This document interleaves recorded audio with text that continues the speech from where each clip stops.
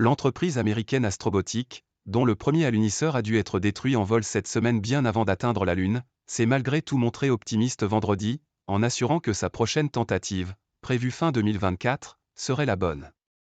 Je suis plus confiant que jamais que notre prochaine mission sera un succès et se posera sur la surface de la Lune, a déclaré en conférence de presse le patron de la société, John Thornton, soulignant tous les défis que ses équipes avaient surmontés.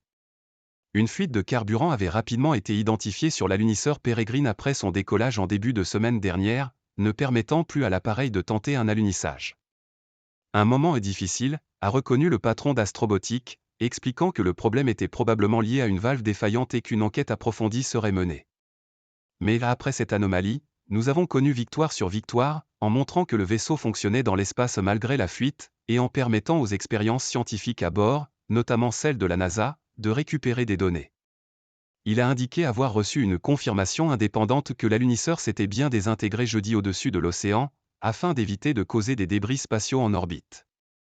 La prochaine mission d'Astrobotic doit emporter un rover développé par la NASA, appelé VIPE, qui explorera le pôle sud de la Lune, où l'agence spatiale américaine compte renvoyer des astronautes.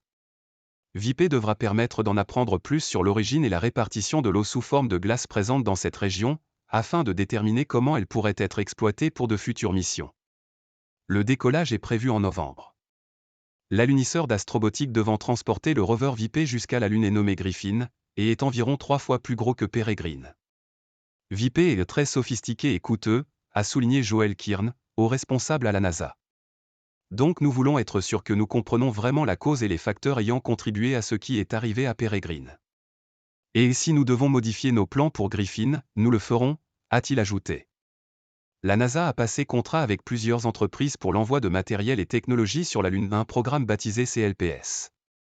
Le but est d'étudier l'environnement lunaire en vue du retour d'humains sur sa surface, pour un coût moindre que si l'agence développait ses missions elle-même de bout en bout.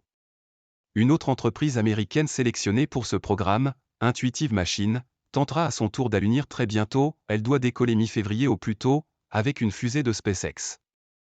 Une troisième entreprise américaine, Firefly Aerospace, doit elle aussi tenter l'aventure cette année.